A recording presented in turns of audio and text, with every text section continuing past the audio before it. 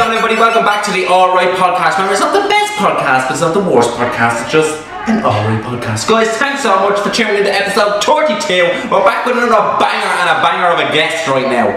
Guys, I want to introduce you to a filmmaker, scriptwriter, and he's currently doing his own series called Gumdrops on YouTube. Guys, you can go check it out. Please, it is Bobby Calloway. Oh, I have to disagree with your opening statement because I do think this is the best podcast.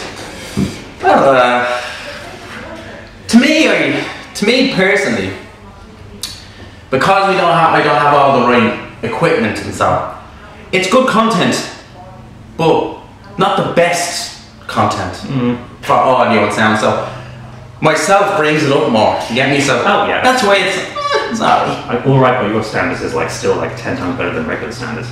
Thank you very much. Thank you. I think so. Maybe. Thanks for the compliment. Do you think, as an actor, do you find taking compliments hard? Sometimes, yeah. Yeah? Like if someone comes up to you and goes, "Oh my god, you were brilliant in that," or you don't know how to take it, is it? Yeah, exactly, yeah. It's easier to take it when it's online anyway, because you can kind of process it and think, oh, thank you very much, and try and be as nice as possible. Yeah. But even in the back of my mind, whenever someone says oh, you're so good, I'm just thinking, I don't know. What do they know? But that's good though, that means you're humble. Yeah, I suppose so. Yeah, so you're humble and you're a good, I'm going to give you loads of compliments in this, and your face, you can see, actually you'll see your face just going, oh no, please stop. Because no one likes taking compliments. So Bobby, please, so the people, just looking to the camera there, and for the people that don't know who you are, give a bit of information about yourself. Okay, well, where should I start? Your name, where you're from, how you going, what you do. I was born on 10 past 11, 1990. No, specific dates, right. Oh yeah, my name, what is my name? Oh yeah, I'm Bobby Calloway. I'm an actor, voiceover artist, and writer. And as you can probably tell by my accent, I am not from this country, although I do have, well, my whole family is from this country. So where did you think I was from when you first met me? England. Oh yeah, well, most people say, I got Australian at the weekend again, and it was it was the first time in ages I got an Australian, so I thought oh. Yeah, you like that, yeah? Do you like being, so where do you come from? Oh, sorry, yeah, I was born in a town called Borehamwood in Hertfordshire, which, it's kind of, I think it's Elstree Studios, I'm not sure, but it has the Big Brother house in it, so that's kind of fame. Fancy. Growing up around the fame, huh? No, we moved here when I was 8 anyway, so... Oh, Jesus. That's alright though, isn't it? Yeah. Well, I think... my whole family's Irish, so they wanted to come back here, so they raised us here, so... So your family area was born in Ireland, then they moved over. Yeah. Had the children. Reproduced. And decided, right, 8 years later, we're going to come back to Ireland. They missed it. Likes of that. Yeah, pretty much. And from your time over there, can you remember much? I remember some things, yeah, because I've got a really good memory anyway, so I can remember as far back as the age of 3. Oh, yeah, I can remember what I was eating for dinner at my 3rd birthday party. Oh my god, what was it? Red jelly in a glass bowl. Lovely, nice, lovely. That probably wasn't dinner though. No. Maybe. And I have a random memory of just playing in the living room, and I remember Beauty and the Beast is on video in the background. And at one point I just remember Belle saying, "I'm free," and I said, "I'm free as well." Well, the likes of you from a very early age, did you know, what age did you know you really wanted to become an actor, or you wanted to start getting into it? It's a tough thing, because now that I am one, I can look back and realise I did always want it, but I didn't know that I wanted it. Yeah. Because I did the school plays, I did more of that back home anyway, and when I moved over here I kind of got very shy and self-conscious, so I remember wanting to do the school plays and everything, but then I just did not have the courage to do it, so... Yeah. And then, because when I left school anyway, I decided to become a wrestler for a while as well. Oh. Did I tell you about that before? I never knew you wanted. Is that how you met Ingrid? Yeah, her wrestling name was Siren. Siren. Yeah. By seeing her stuff on Facebook and all, and so her old photos, she was really dedicated to it. Oh yeah. She was really dedicated. I'd really like to get her onto the podcast as well to talk about that. But when you came over, so what you were saying there is that you were too shy to go into theatre. So your first ever kind of performance thing was wrestling, was it? Yeah. Well. Pretty much, yeah. And what did you have to do? I know a guy that done wrestling. I'm not sure if he still does it or not. but he did wrestling, and I went to one of the practices before. I was sitting on the chair just watching, and I was amazed. I wanted to jump up and do it myself. Like, to get me, it's just so energetic, can't it be? Like inside. Yeah. Wait, do you want to tell me a bit about that from your experience? Yeah, cool. It was because I was like a huge wrestling fan when I was younger, anyway, when I was a kid. And then when I became a teenager, I decided, oh, I'm too old for wrestling now. And but then I remember, like, the year I was studying for my leaving cert, I was just suddenly became obsessed with it again. Yeah. And like even like my study pattern for leaving cert was, okay, do 20 minutes of study, then watch a match on YouTube. Yeah. And like just give yourself a little break. Yeah. So and then I think it got to the point where one day, as a joke, I just googled wrestling schools in Ireland, and there was one in Bray called Fight Factory Pro Wrestling, and that was only like half an hour away from me. So I thought, I could do this. Yeah. It took me forever to work up the courage to do it though, but I finally did it, and yeah, I think I was 19 when I started, and kind of did the first training session, and kind of stayed at it for about 4 years. 4 years. That's good dedication for it. I'm doing YouTube 4 years, and I'm like, oh Jesus. Jimmy, I just want to stick to this now after doing it all day.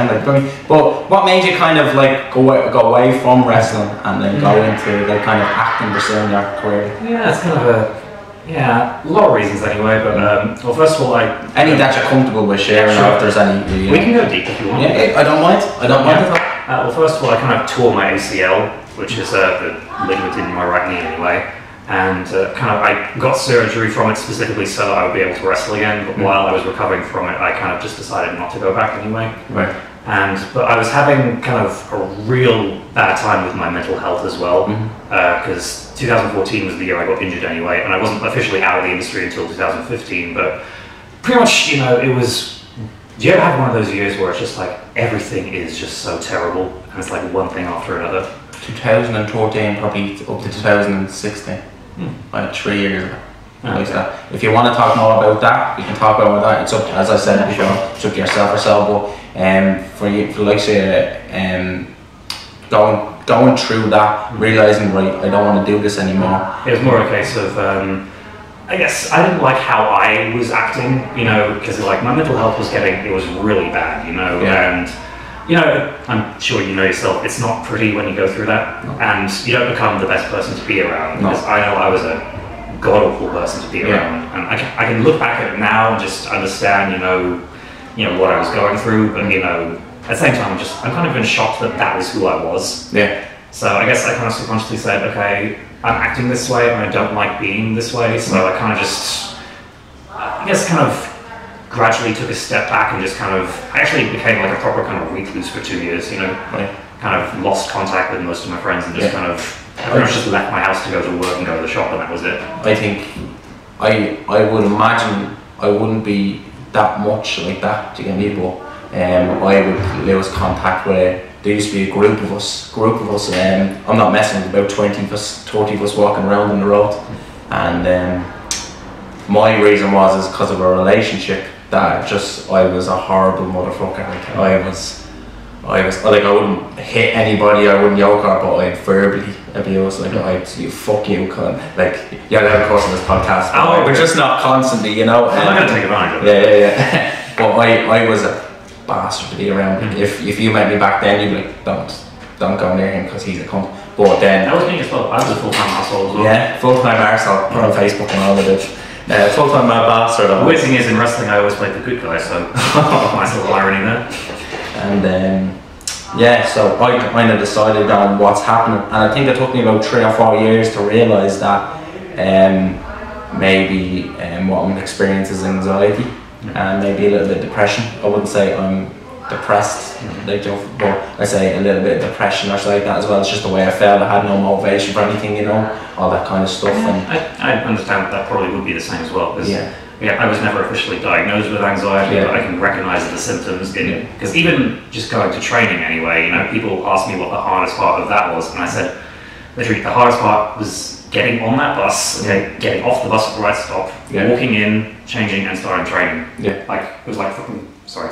No, go ahead, of course, it's on you, man. Yeah, it's like, I always said it was like having mini heart attacks every time. And there were honestly some days where I showed up for training and the anxiety was so bad I would make up an excuse that I just couldn't train, like I was sick. And like I still stay there. I would still stay there and just like I'd say like it's to learn while I'm injured or whatever, but you know, like seriously, just the anxiety was just so bad, and I just couldn't do it. But I guarantee you, after you put yourself on that bus and you went down there and you done it and you pushed yourself down, I guarantee you afterwards you were like, thank fuck you done that. You felt better in yourself, was it? Or always on the right time you felt better. Yeah. That's with me. I'm doing stand up at the moment, but I said this. That's fucking mental, right? But I'd say the real entertainment is just you just before the show trying to get ready. Oh yeah, no, seriously, like properly, right? You should see me. I'm in a corner somewhere.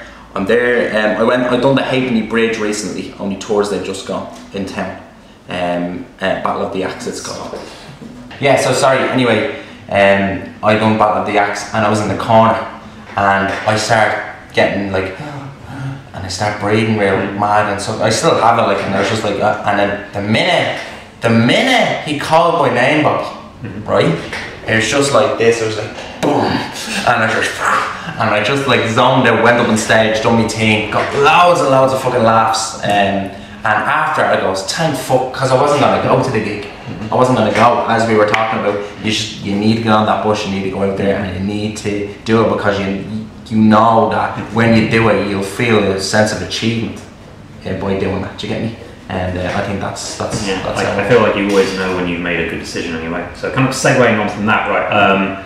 I'm kind of taking these night classes and these occasional workshops over like from 2015, 2016 anyway. I still have no social life anyway. I'm still kind of very much a recluse. Right. And I just remember there was this one day where I had booked a stage combat class for the next day anyway. And in bed the night before, I was really stressing out, like I wasn't, because I've always had trouble getting to sleep on time anyway. And I was like stressing out, I'm not going to be able to get to sleep in time to get up early to go to this thing. And so I'm like just making myself all agitated, and I'm saying, oh, what if I just cancel it just so I can get the extra sleep anyway. But and the next morning I woke up, I got up and I went to it, and that stage combat workshop I met a couple of actors who became really good friends of mine. I can segue from that into one of the actors there was a guy called Thomas Fitzgerald, who you've probably seen me talking about him on Instagram more than once anyway. And I was massively intimidated by him when I first met him anyway. What is that?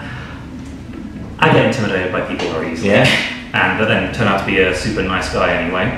And I think I want to say maybe a couple of months after that anyway, I'm just kind of sitting in my living room anyway, and I suddenly get this idea for a film, like just a short film anyway, and I think about it for a few hours, and then I kind of sit down and write the script, and it's all kind of typed up within a couple of days anyway. And I just randomly sent him a message saying, oh hey mate, do you want to do this short film?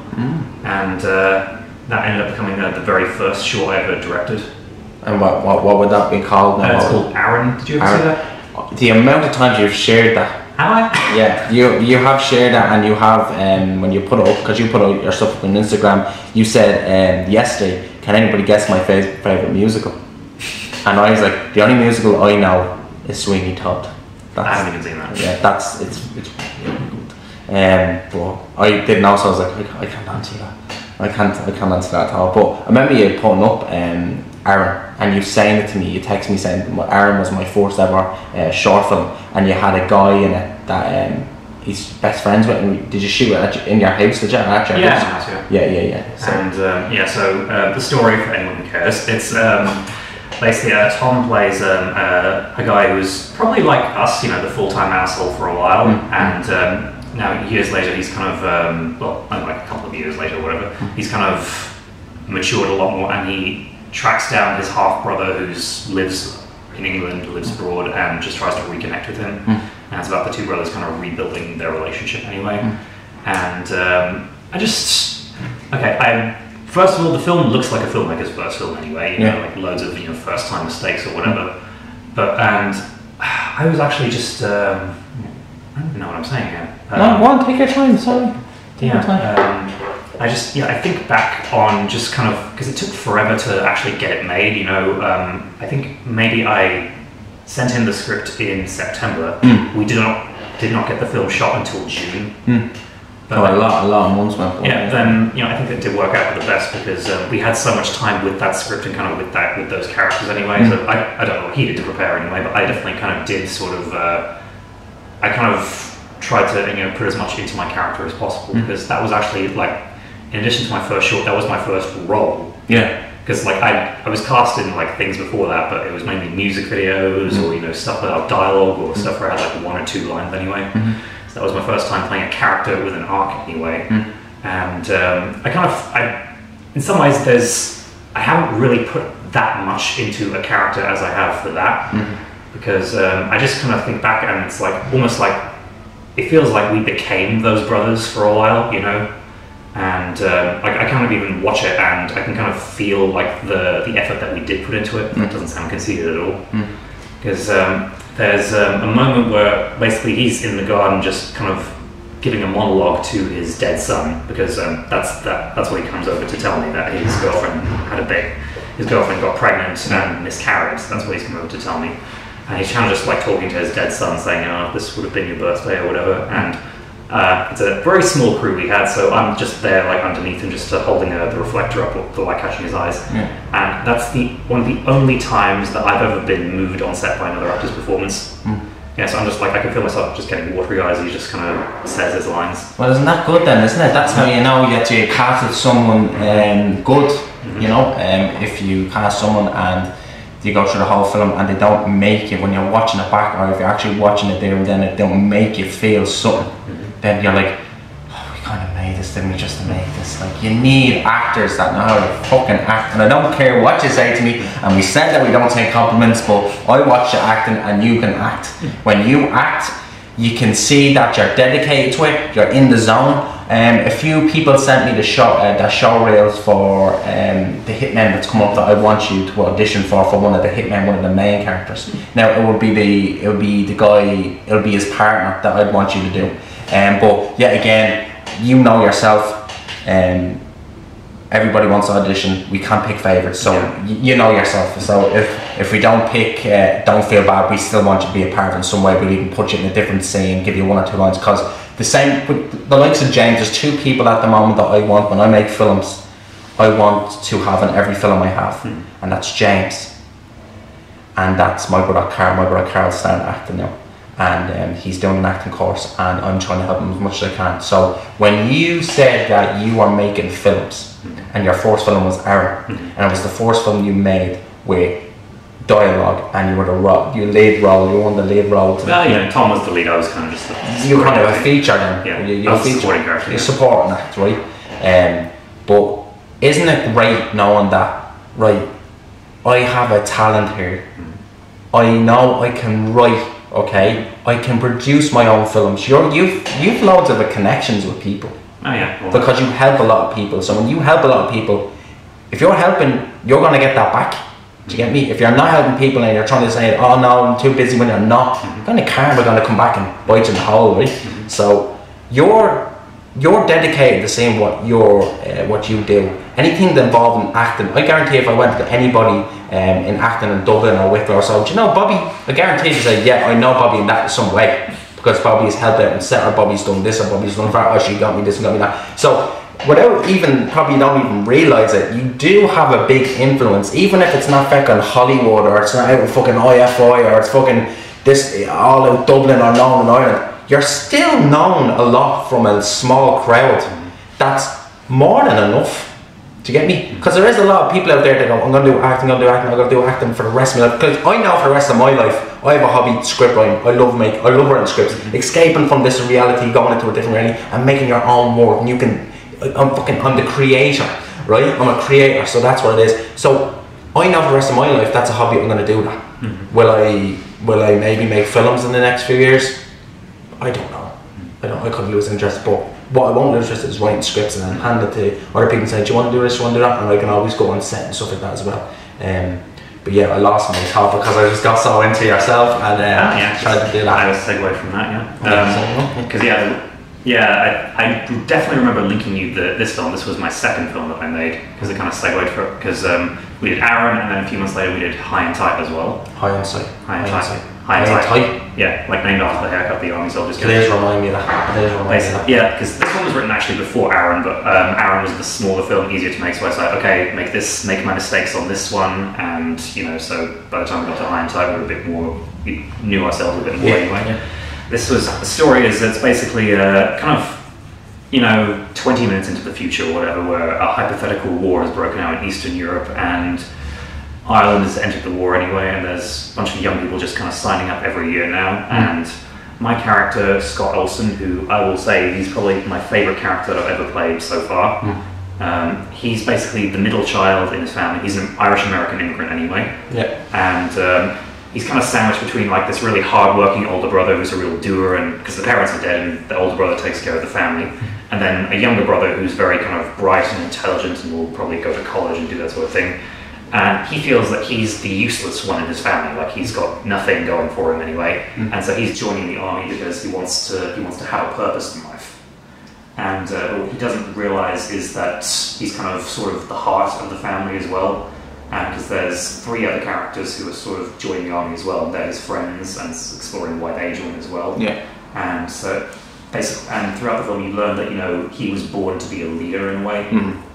He just didn't know yet. Like, and it was a nightmare to make though, because it was another hectic production where we were just joking that it was cursed, you know. Even like loads of things going wrong on the day, like another thing going, people late, you know, heavy rain. It's like, it's the curse. It's fine, you know, it's the curse. And Tom's going to feature in this story as well because he was in that film as well.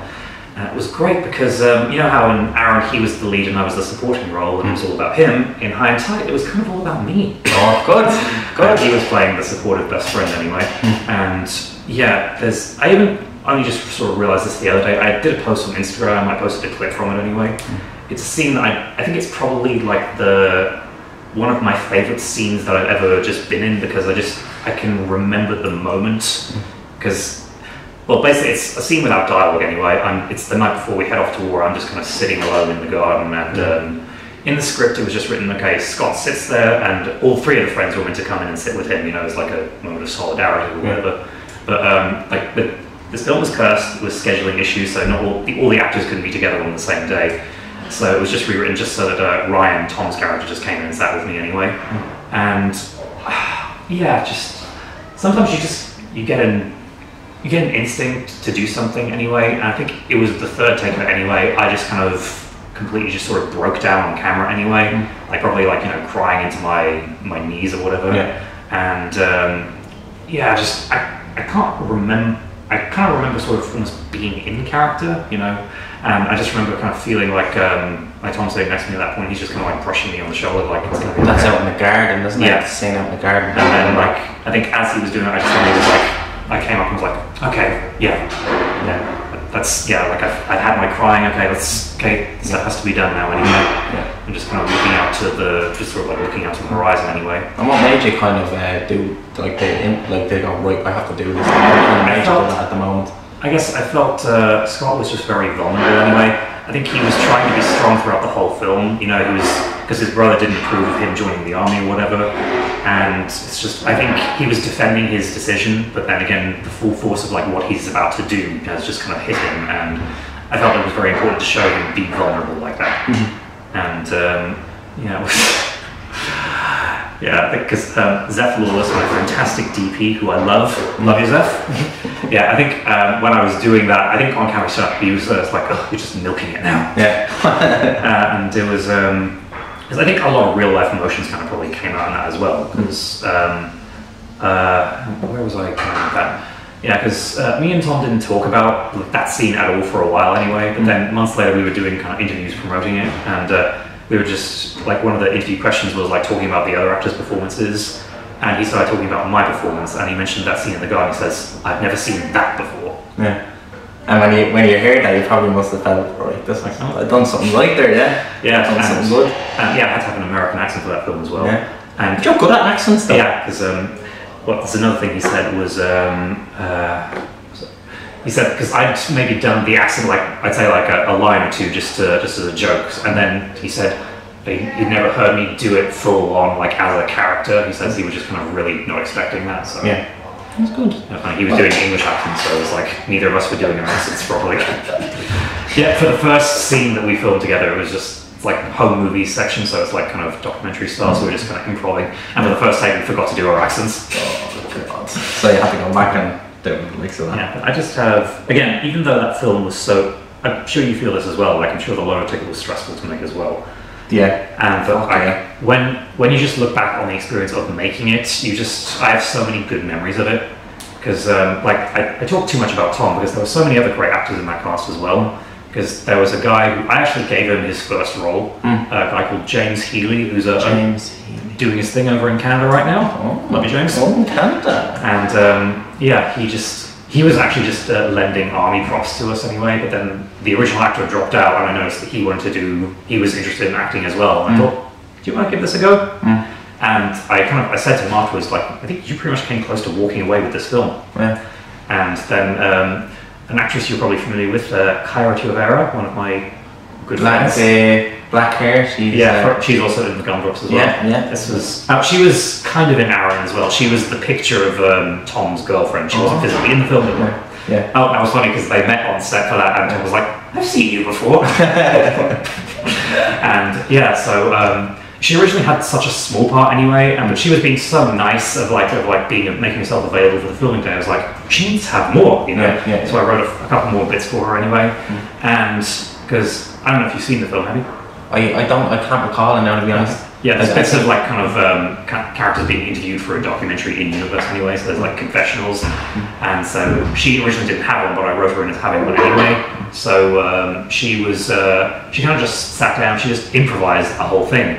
And it was like, I didn't stop her because it was so much better than what I'd written for her. Yeah. And I wish we could have used the first take, but like there was fucking heavy ass rain outside just drowning it out. Thankfully our sound guy was a kind of a genius, so we switched over to loud mics anyway, so the next two takes, it was perfect as well. Yeah. And we added in like a breakup scene, because she played James's character's girlfriend anyway. Like she doesn't really approve of him going off either, so there's conflict there. So Zeph was saying, okay, there needs to be a scene like with them breaking up, because it's mentioned in the film, but isn't actually seen. So I was against it at the start, like, oh god, we gotta get the rest of the stuff in, but he overruled me. Yeah. He just kind of stuck the camera there and had them improvise a scene. And like literally after the first take, I was like, I stand corrected. It's good though, isn't it, when you don't plan something and happens. In the lotto ticket, I was never supposed to be in that, ever. We're just going to, so guys, you know already, I just have to turn off the cameras, turn back on because they will turn off again, so we'll be back in 1 second. Yeah, sorry about that. Now, part 2 in the same video, you know yourself. Yeah, so as I was saying, for the lotto ticket, I wasn't supposed to be in that at all. On the day, we were in there and I goes, we need to add a bit of comedy to this scene, we need to add a bit of funniness. And everybody stayed over at my house the night before, and we were all just watching films and we were doing stuff and we were going over the scripts and stuff and all. And I had a Michael Jackson t-shirt from 2009 when I bought it over in Wales. This thing is bet up there. The glasses, I have glasses that I thought were cool looking, and they make me look like a fucking pervert. So I put them on, and my hair was long at the time, so I crossed it over. I goes, what kind of funny hair would be? So I crossed it over like that. And my kind of inspiration was Napoleon Dynamite. Did you watch that film? No, where he's like, gosh. I know what it is though. Yeah, but the likes of that, and I'm gonna sit there sluggish, don't care about anything I do, and just one line, one sentences, and that whole scene was improv. Like we didn't write anything. I just said, right, I'd say this, you say this, we go back. This is a communication that we're gonna have, and we're just gonna go back and forward. So I sat there, I done my part. People fucking pissed themselves laughing. We had to take it again because we heard laughter. Done it again. Do you know the part now where the girl screams like, "Well, shut up"? Do you know where the little girl screams out the window? That little girl was out the window screaming. We didn't have that in, so I was like, right, I had a decision to make. I either stop it and say we do it again, or fucking improv with it. And I go, "Shut up," like that. And I go, "Fucking kids, I'm sorry." And Craig was going to fucking laugh, and you can see it because we're going to bring out behind the scenes. We didn't really do much for behind the scenes. With the hitmen, we're going to document everything. It's going to be like fucking 45 minutes worth of fucking behind the scenes and interviews and stuff like that. It's going to be more professional, more better. But for this one, it'll probably be only fucking about 9 minutes, 10 minutes worth of stuff, not even.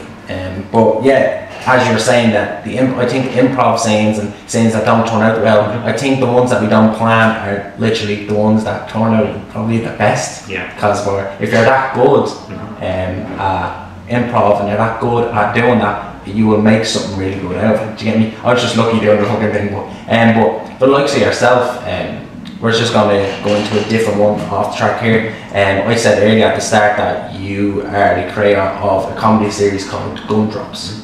The Gumdrops. The Gumdrops. I'm so sorry. Sorry, it started because one evening I just burst out laughing when I thought of how much funnier Gumdrops sounds when it has a "the" in front of it. Yeah, the Gumdrops. So that was why I picked that title. Yeah.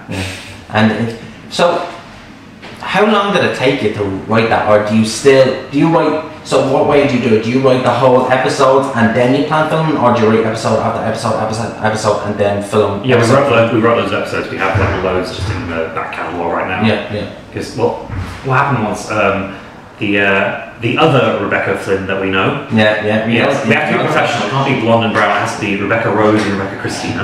Right. Yeah. Rebecca Rose Flynn. She was meant to be in High and Tight actually, because her little brother was originally a little sister, but I literally could not get a female for the day, so I had to change it to a brother. And sorry Robert, but you did not measure up to Rebecca. You will admit it yourself. And so the next time I saw her after that, she was so sad that she couldn't have been in the film, and she was apologising. I said, "Oh, we have to do something together anyway." And she is so sick of me saying this, but she is hilarious. Like I'm sure you've seen the videos I've posted of her anyway. She's like one of the most hilarious people, but she never plays that. She's always like she plays like the weepy girl next door very well. Like she's a fantastic actress, loving Rebecca, and I wanted to write her as someone closer to her own personality anyway. And so it kind of just evolved from that, and the series was based off these 4 incredible girls that I knew in college anyway, who were just, the line I say when describing them is like, when you were in the house, it was like life was on fast forward, you never knew what was going to happen next. And there were more in the group anyway, but those 4 were the ones who became characters in the series. And then the 2 boyfriends and the landlady were just fictional, but I kind of just thought of them. And so I wrote the first episode, Miss Lucy, for a while. I think I may have written it as like a standalone short. And then I think I kind of just left it and did nothing with it for months. And then in November I kind of went, no, I do want to do this as a series, you know? And so then I wrote a couple more episodes, and I had maybe 5 written by Christmas anyway. And I don't know how many we have written now. We have a lot anyway, and I just finished the first draft of a longer summer holiday special. Oh, I remember actually, yes, I remember. Sorry, what was the question? Where are we going? So the likes of Gumdrop, I did ask you how do you do it? Do you write it and then you film it and write it and film it? You did give your answer for it. So what I asked now as well, what kind of made you pick the people that are in it now? Well, Rebecca was always going to be involved anyway, because that character was written for her, and if she'd said no, then I don't think the series would have been made. So she's all down to Rebecca, so well, she gets so fed up with. For a while I was referring to her as the lead actress in it, so she said, "Oh, please stop saying that, it's not fair to the others," and she's right, because it is an ensemble. So, and then Sadia was written for Kyra straight away anyway, from High and Tight, because she was in my very first acting class, like way back in 2015, and I remember her reading a scene from Bridesmaids, and because she's very mature and very responsible and very together out of character, but I could see that she could be that funny, you know. So I had a feeling, if I write her as like this wild, fun-loving character, you know, she'll do great, and I really love what she's done so far. One of my favourite moments in the series is when she answers the door to James, and she's like, "You're like this!" and she shuts it straight away. Have you seen like the outtake from that? Where I have seen behind the scenes. Where this Rian, our lovely DP, was just cracking up behind the camera, and he's like, "It's the one." And then the third girl, Lindsay, I've said before, her character was much different in the first draft of Miss Lucy, where she was sort of like this ditzy, dumb blonde who gets picked on by the others. But then, and Ellen Jones, who I'd worked with in the stage version of King Lear a couple of years before, I was just like showing her the scripts, like saying, "Oh, do you think this is funny or whatever?" And she was like, "Oh yeah, I'd be interested in this." And then I just thought, what if Ellen plays Lindsay? So I offered it to her, but then I felt Ellen's persona didn't necessarily match with how I'd written it, so I felt the character kind of evolving more to match her. So like Lindsay's now the drama student, you know, because Ellen has like the best stories ever, so like a few of those get incorporated into her character. And so sad, we've only filmed 1 episode with her so far, just so that's one of the goals for this year, like get more of her on screen, because she's very funny as well. And then last but not least, we have the Iggy Bomb. And I don't know if I've told this story before, but she was the first choice, but I didn't ask her because I don't know, I talked myself into thinking she wouldn't want to do this. Ingrid wouldn't want to do this at all, even though she'd messaged me saying, "Oh, I see you're doing a lot of acting, how can I get involved in this?" Oh. So I asked another actress who I know was not right for it, but she was more experienced anyway, so I think that was my motivation. And I didn't get an answer from her for a while. And then I thought, this is a sign, ask Ingrid. And so I asked Ingrid, and she agreed straight away. And when we had the first table read, as soon as she was saying the lines, it was like, she's perfect. Yeah. And I was going to play the Robbie character myself, hence the oh so subtle name. Yeah, we've gone through 2 actors with that character actually, but now it's the role is filled by Corey Patton, and that worked out really well because the second episode, right? That's the most recent one we've actually filmed. It was all filmed out of order, and so like the two of them just mucking about on camera. It was just perfect. Was that when we were at the table? Yeah. Yeah, and the landlord was on the phone, and she kept touching on the phone, and it was like something, and then on the phone I hear, that was funny. I made him scream so many times. Yeah. It's like just to get like plenty for coverage. And the first take is the one I ended up using in the edit. Good. And whereabouts would you film that? Is this in your house? You film all this? We're trying to get. Would that be okay? Like, do you live on your own or do you live with your parents? Yeah, still with my folks. Yeah. You live with your folks. So, do they do you kind of like say to them, right, listen, I'm going to be filming the house today or something like that? Do they? I always make sure they know what they want. Yeah, and they're okay with it. Yeah, because like my mother, she kind of dabbled in producing for a while as well, so she gets it. So yeah. And everyone loves her because she's like the real kind of, I don't want to say mascot because that's very dehumanizing, but she's like a little angel on set. She'll always like go to the shop and get lunch for everyone. That's good though, isn't it? Yeah. That's good to have parents that support you like that though. Yeah, and everyone loves her. Like everyone talks to her. And, and you can tell like she always just loves like having everyone in the house just to kind of be part of it as well. Yeah, that's good though. That's what you want. I know when I start making videos, my dad out there and Mara like, shut up, don't fucking say anything like, and it was mad like. Yeah, so we had Jem Zen filling the role as Jem Zen, I remember we all went camping. It was me, Nicola, Sarah, James, Rebecca. And then Rebecca Christina, we have to. Sorry, Rebecca Christina Flynn, the sassy one. The sassy one, right? My favourite actress that I've ever worked with. Oh yes. Yeah. Right, we'll talk about more about that and how you walked with her and stuff as well, right? But we were all went camping, and Gumdrops came out the day we were camping. Oh, so we were all in the camp. We were all in the tent. Phone was on the ground, and we watched it. And when we watched it, I goes, I don't know what to make of this because it's something I haven't seen before, so I don't know what to make it. I goes, it's weird, it's quirky humour, it's weird humour. And then the more episodes I got into it, then I started going, so when I watched back the first, I goes, right, now I like it, now I like it. But like I said, James has been in only probably 2, is he? One episode, yeah. We have more in with him, but again, it's just, Well, James, you listen here right now. Bobby has something to say to you. To go into that lens, James watches my podcast every week. Tell him to do more. Tell him to do more with you. Yeah, James, make yourself available. Come on, we got there's loads of moments involving people in speedos, people hiding under the table, people getting whipped. You have to be part of these episodes. I wrote them for you, mate. Yeah, so there you go. So it is good. It's so funny that he's playing the normal character, isn't it? Yes, James is very strange. James is a strange, but he's funny though. I think I was saying this to James the other day. I went through a stage where only like last year because of work, no one knows this, but I left my job after a year, but due to stress because of my manager. My manager literally, he didn't force me, but I said, right, if I stay here any longer, I was literally going home. Yeah, to look out for you. I was literally going home every night, and I know this is kind of down in it, but we'll bring it back up. But this is my first time talking about it. And I'd go home, I'd go in the shower, and I'd cry in the shower. And I'd be like, I can't go into work, can't go into work. And I always see the memes where it's like, I can't go into work, and the girls are crying and they're like that, but then it's another photo when they're there in work and they're happy and stuff like that. But I didn't want to be like that because I know myself it would fuck me up. So James said to me that at one point he was in a bad place as well. The way we were talking about earlier about ourselves, and he found it through relaxing, taking life easy. He not meditation, but listening to all these kind of things. And about 6 weeks ago, I joined a mental health group That is twice a week. It's Wednesdays and Thursdays. And this Wednesday we're going to a spa and we're getting treated. So yeah, that'll be good. The cucumbers on the eyes. Oh, we're getting acupuncture in our ears. I'm getting a back massage because they said you can have 2 things. I want a back massage. And yeah, it's going to be like a pincushion. Yeah, literally. But ever since I moved out of that job, I didn't work there anymore.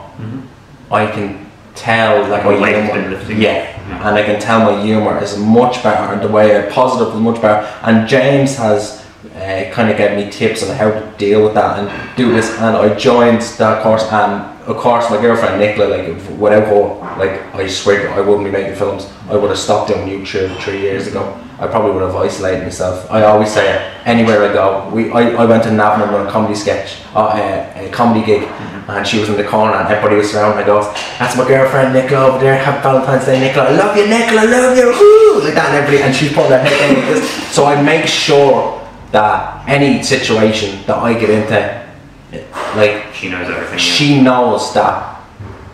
She knows herself. If it wasn't for her, I wouldn't be where I am now doing this. I would have lost all interest in everything, and I just probably would have still lived in my ma's. I would have went back to my ma's house because I'm here in my house. The 22nd just gone. I love your house. It's so nice. Yeah, you're in my house for the lotto ticket. Do you get me? So and you're invited around. You know you're invited around if you're like, oh, I can come up or if we ever. You can't give me that kind of leeway. No, we can't, right? If I'm available, like I'm not doing anything, you can come up. Yeah, that's what I do. I say things and I go back. So I just want to say James has helped me out a lot with thinking about stuff and taking stuff easy and mindfulness and meditating and kind of relaxing, chill out. So it wasn't for James, man.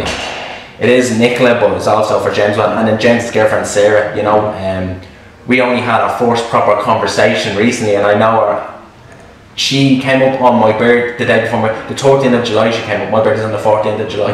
She came up the 13th of July, they woke up, it was my birthday, and Nicola was having the cake and she goes, she went in and she goes, "It's his birthday, we need to go." And Sarah's like, "I never met this fella, and I'm staying in his house and his birthday, what my God, we didn't even get him a present." And I think I've if it wasn't for Christina Flynn, I wouldn't have met James. If I wouldn't have met James, I haven't met yourself. Same, actually, yeah. I know him from going to see her shows because he was in her class in college. Yeah, so for the likes of them, so if it wasn't for her, we wouldn't know James. I wouldn't know James. I wouldn't know you, Jamie.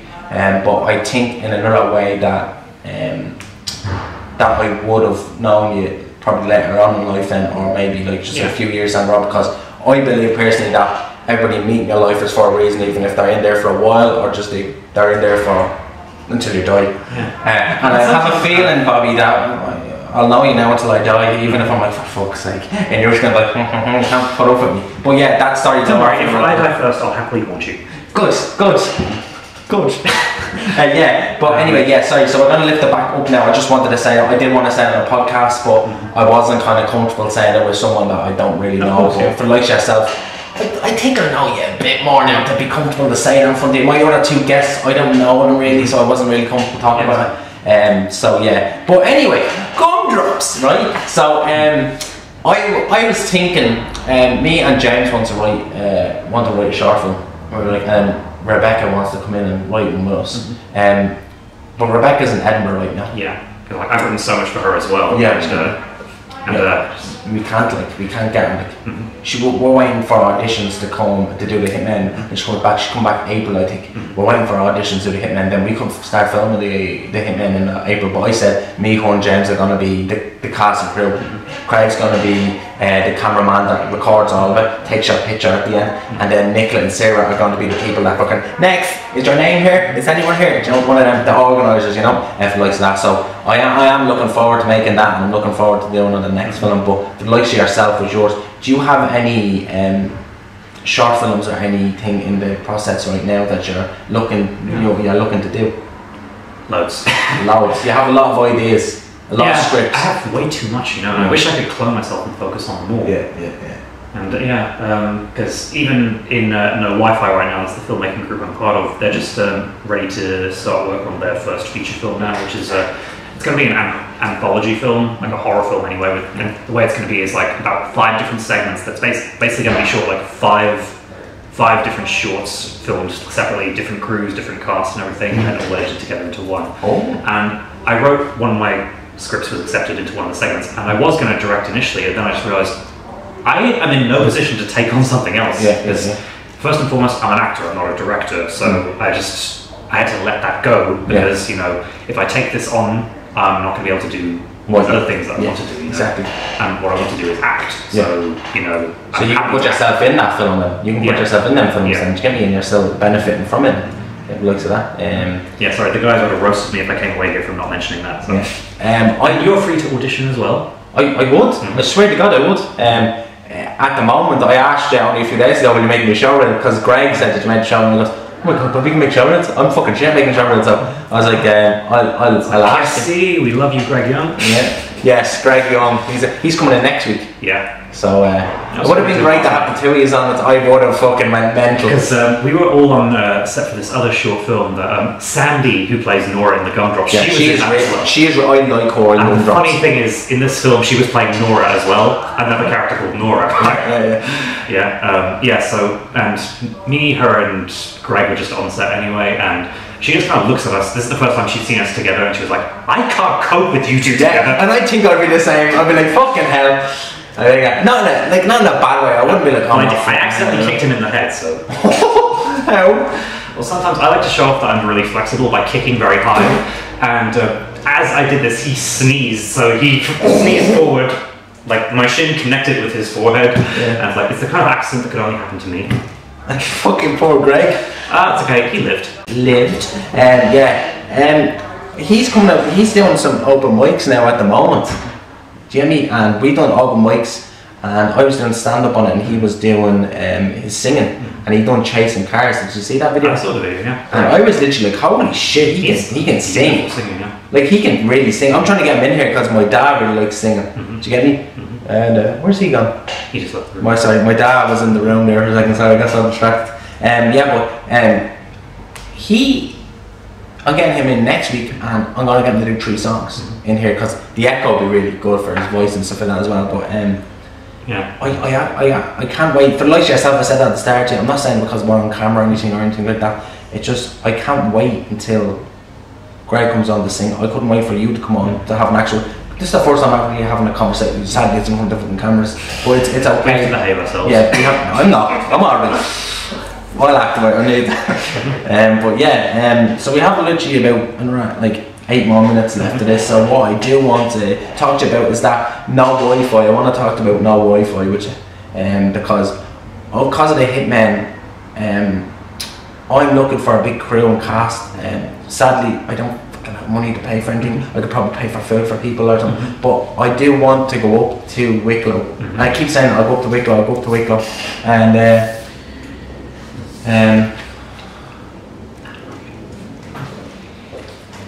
do you need a drink? That's all, right? You want to come to? You want to get? I want to get to a meeting, and Nicola could drive me up. I'm doing my driving test and theory test at the moment. I passed twice already so far. I have many problems. But Nicola's a bit about what the group is. I wanted to talk about that. We literally have 7 minutes left to get me. So and I have so much else to plug as well, so I'll just rush through this. Please, if you can.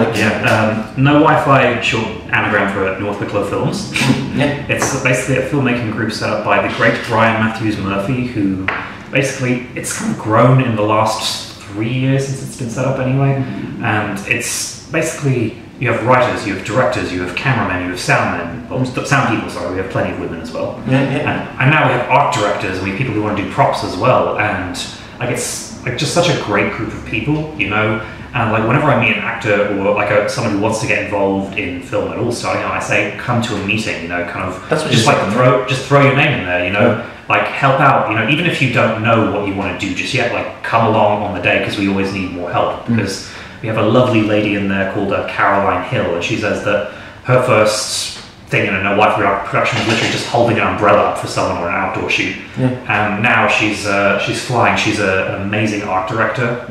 And do you remember that film Skrios with the vampire film with James and me in it? Yeah. She was the art director on that. And that was my first time working with her. And as soon as we got her on board, I said, I can't wait to see you work your magic on this. So and Greg has finally joined as well. I was nagging him to join for a while. You were saying it to me at the start, come on, and you kept at That's how we met, actually, I think. Yeah. I was recommending it to you, yeah. And you always gain more whenever you go along to a meeting so that people can put a face to the name, you know, because everyone's in the online and commenting, but you remember the people who kind of make the effort to go and kind of be involved anyway. Yeah. And we're just sort of like, you help us out, we help you out. You know? Exactly what we said earlier about yourself. You help people out, they're going to help you. Because like all my crew in the Gumdrops are from there anyway, and they're repaying me back for the times I would have helped them. Yeah. And I still try to help them as much as possible. Yeah. So. Well, that's what I think. Like I need proper audio equipment, I need camera equipment, but I can't just walk in there my first day and say, "Hi guys, have an idea, will you help me out? Don't have any money, I can probably pay for food, probably. I know you probably have to pay for your own travel, that's your own money and all and stuff like that, but I can't just go up and do that. I've just realised that. Yeah, you can't just walk in and let people get to know you. Exactly. I just literally realised that I can't go up and just say that. You need to go. You need to go every Sunday. You need to make friends with these people, and when they realise that you're actually, you're a nice bloke. We'll do it for you. And if we need anything, we need acting, or we need someone to hold an umbrella up or whatever, you'll do it. So yeah, we'll help you. We'll help you. Because I like that sense of community. Like where I'm from, the first time I met was Dead or Alive. And I haven't watched that yet. Oh, it's fucking dreadful, don't watch it. Greg keeps telling me to watch it. No, it's fucking dreadful. Well, I can throw in, there's something I wanted to mention anyway. Did you ever see the first thing Greg was ever involved in? No. Yeah, it's not that I know of. What's it? It's a short film, well, it's a very long short film, 20 minutes, called The Nutters anyway. The Nutters. It's, it's basically, it was made by like a bunch of teenagers in Finglas back in 2017 anyway. Right. And it's just like kind of slice of life, just like a day in their lives during their summer break, and he plays like the country cousin coming up to stay. And he showed it to me, and I was like, okay, it's very obviously it's like a filmmaker's first film anyway, but I could feel a lot of charm there. Like there was a lot in there to like as well. And I kind of want to say that to you. I'm sure, like Dead or Alive, you probably that's the Dead or Alive, yeah. I'm sure you cringe on it now, but like even then, there's probably still something of value. I still watch it now. If I ever watch it, and I go, man, it's just the thought and the memories that you shared on set and stuff like that, and what we done and how we done it and editing it and how it was and the sound effects. And it was just, it's great memories. And when you think back to it, a lot of people go, it's fucking. Yeah, same with Aaron as well, because it looks like a filmmaker's first film from my point of view anyway. That was the first thing I made. Yeah, but I can see that there's still value in there, and like the lessons it taught me as well. Oh yeah. And you want to talk about like things being rather weirdly timed, because I just wrapped on a feature film called Spears right now anyway. And when I was up in Donegal, like the day I was about to shoot my first scene of that anyway, is when Greg linked me that film, and so I watched it then. And the lead actor in that film is a great young guy by the name of Jordan Lennon, who is an actor, writer, rapper as well anyway. And I kind of saw something in his performance anyway, and I actually wrote a character in the Gumdrops for him. Right? And so I kind of spent the last year kind of just getting to know him online anyway. The day after I filmed my last scenes in Spears anyway, I head back down to Dublin to film a short film with him, and that's me acting alongside him for the first time. Right. And I didn't realise that afterwards. I was like, it's so weird. Like, I feel, I got to know who you were the first time I filmed my scenes for this feature film, and then after I've wrapped on it, I'm finally working with you for the first time. So I think things just happen for a reason, Yeah, I think you're right. Sorry, I was just thinking there for the likes of that, trying to take it all in and stuff like that. So I think I kind of want to end it on this. Things do happen for a reason. There's a reason why you're here today. There's a reason why I'm doing this. If I wasn't doing this, this wouldn't be our first time me and having a first conversation. If I haven't met James, wouldn't have met you. If I hadn't met Rebecca, wouldn't have met James. If I hadn't met Rebecca, I wouldn't have met you either. Exactly. So everybody's linked up to this like that. I didn't have friends that were mad into filming. I only had a few that would help me, and then they kind of went, nah, I'm not doing it. And I did want to give a shout out to a guy called Marcus Rochford. That if it wasn't for him, I wouldn't be making films, because he's the one that taught me about films and showed me Pulp Fiction, and he showed me all these Quentin Tarantino, which he was my favourite director. Like, he's my favourite writer, and he will be. So it's crazy. I'm glad I'm in a position now where I get to meet so many people that would share the same passion as me. Same as me, do you get me? So for the likes a couple of years ago, I wouldn't even have this network either. So do you get me? So So we do have to end it now because I only have an hour. Everybody knows this, I have to say every time. But I just want to say thanks very much for coming on, and I would like you on again because I know you have a lot more to talk about. We just didn't get through anything. We didn't get through anything. If I could do this for free, we can even one of the weeks go to my house and I'll set a table up like this and we do this and we can do it at my house in a certain, and we can talk for more. Do you get me? We can talk. I know we can talk for about 2-3 hours. I know for a fact. But that's 5 hours even. Yeah, even 5 hours. We could talk for a full 8 hour working day. We can do a Joe Rogan 4-hour special. Would you be Joe? I'd be Joe. I'd have to put a ball cap on him. He had hair like years ago. He had hair, yeah, a little bit, man. But yeah, anyway, so thanks very much for coming on. I would want you on again. I don't know when, but soon, hopefully. I'm trying to get more. I have 3 or 4 more people that are lining up now that I need to get, and then after that I'll probably be back in touch with things like that. But and if you ever need any other guests, I have loads of people who would they have fantastic stories and they would be great on. Well, please let them know, and then I will fit them in for every Monday and stuff like that, you know. And so guys, yeah, thanks very much for watching the Alright podcast. There you go, a minute left, bang on. I'm too good. So guys, yeah, anyway, thanks for watching the Alright podcast. Bobby, if you have anything to secure right now, please just mention it right now for the people at home. Do keep an eye out for my feature film Spears, which is my first ever role in a feature film, and I wrapped on it at the end of January. I think there's still a little bit more filming to go, but it should hopefully be out in the spring or whatever, so by the time it finally gets to you, do support it, because it's the kind of script where if I wasn't in it, I would love to watch it anyway, so, you know, they will kill me if I don't mention it. So. Right guys, so remember, it's not the best podcast, it's not the worst podcast, it's just an alright podcast. And he is the best. I'm alright. So anyway, yeah guys, thanks for watching episode 32, and we'll chat to you later.